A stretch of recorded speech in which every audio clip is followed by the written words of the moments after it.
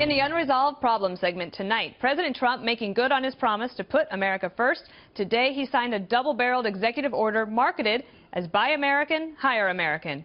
It would add restrictions to the H-1B visa program for highly skilled foreign workers and would require government agencies to buy more U.S.-made products.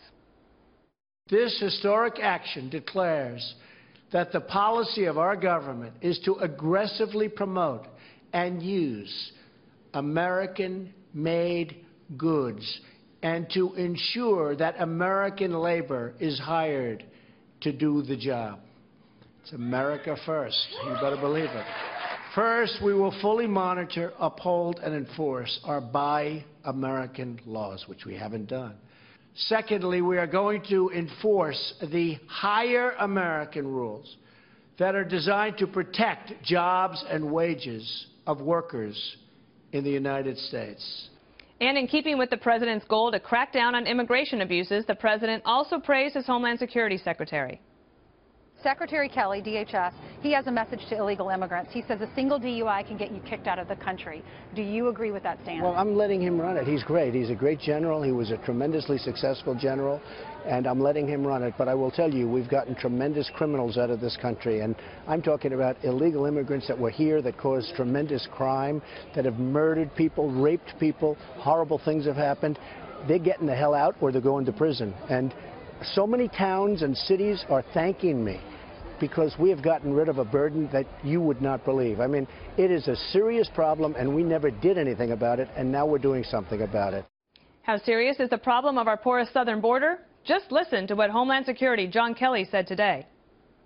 When there is another terrorist attack in our country, if it comes from outside the country, up until 90 days ago, I would say that that individual, as we would do the forensics on it, that individual or individuals get into the United States through the southwest border. I'm staying up late at night, every night, to try to prevent that from happening. But that's what keeps me up awake at night. Joining us now to analyze from Washington, Fox News contributor Lisa Booth, and from Los Angeles radio talk show host Ethan Bierman. Ethan, if I could start with you, because as I understand it, you think that actually the left would have liked the executive order on Buy American, Hire American today even more than the right. Yeah, originally that's the case. The opposition to Donald Trump, our president, of course, has changed some of that. But of course, protecting American jobs is what the labor movement, the union movement, for a very long time was pushing. We had the Obama administration, we had the Bush administration not doing that. I mean, I fully support President Trump, particularly on this issue of the H-1B visa program, which has been so abjectly abused here in the United States, putting Americans out of work, damaging their ability to make a living. And so this is one thing I can finally say I actually support the president on. Can you just give me an example of some of those abuses? Because you said I know that you've written a book and you talked a little bit about this. What's an example of some of that, just so that people watching at home can understand? Yeah, so literally in the information technology industry, as wages went up to, let's say, $80,000 a year, the companies didn't want to pay that anymore. So they leveraged the H-1B visa program to reach out to other countries in the world, whether it's China, Pakistan, India, Belarus, and they would advertise for the job and hire somebody at $35,000 a year, saying that the American worker didn't want the job. That is an abuse of the system. They were supposed to pay market rates for the job, and they didn't, and it hurt Americans. Okay, well, the U.S. Chamber today, Lisa, was sort of pushed back on it, basically saying that it would be a mistake to close the door on high-skilled workers from around the world who can contribute to American business growth and expansion, and this would be sort of maybe your typical or old-school Republican way of looking at things, but the Republican Party under President Trump doesn't want to cede any ground on workers, and it was one of the reasons that he was able to flip those states of Wisconsin, Michigan, and Pennsylvania. What do you think?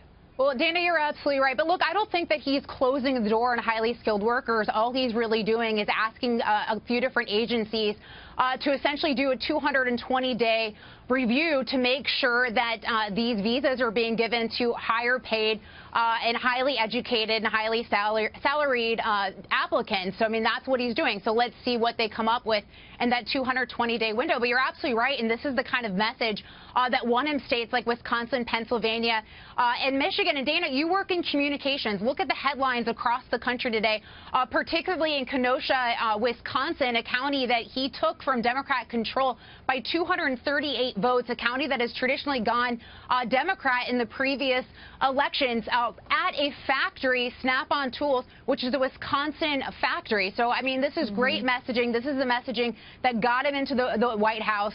So I think it's a net positive for the administration today. Oh, you bet. You knew that I gave him an A for marketing when it came to Buy American, Hire American. I figured you would. That is all across the board. But way back in the day, we had the Clear Skies Act. Boy, the Democrats hated that. But it was called the Clear Skies Act, Ethan. Can I get to Secretary Kelly's comments? Because I did think that, to listen to what a Secretary of the Cabinet, what keeps him awake at night, and he says it's the southern border, and that if there is a terrorist attack, it would come from somebody getting across that southern border. Ethan, what do you think? That does not keep me up at night. We have 700 miles of fencing and walls already. We need to implement technology, not build a $20+ billion wall that won't actually work. Because here in California, even where things are walled off, the cartels use panga boats and land on our shores all the way up the central coast of California. So building a wall, sealing off the border isn't the key thing. Plus, it also happens to ignore, let's remember the Millennium terror attacks that were thwarted, thankfully, by our law enforcement agencies. They came down from Canada to attack LAX. They didn't come up from Mexico.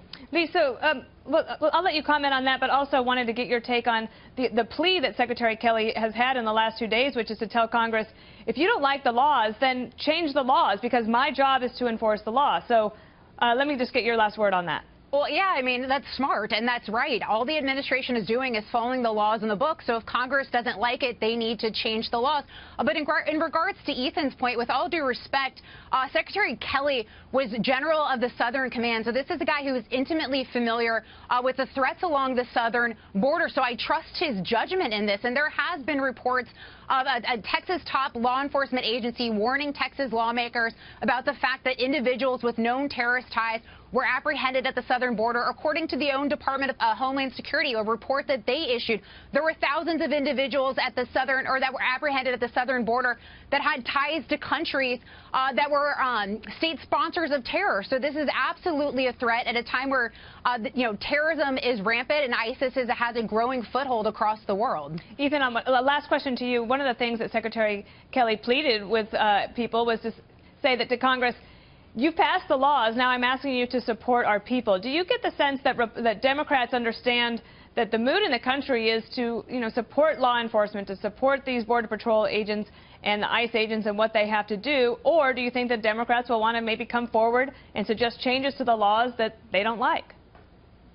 Well, I think if they even suggest changes to the laws, it doesn't mean anything when the Republicans have total control in both the House and the Senate. But really, let's be blunt. Americans are, for the most part, happy to secure our borders. But what is happening under President Trump and Secretary Kelly is a deportation force. That's what's going on, especially here in the state of California. We have ICE agents posing as police, arresting people when they're dropping their kids off at school, breaking up families. That's not securing the border. Well, I think that the administration would dispute that, and I'm sure, Lisa, you would too if we had time.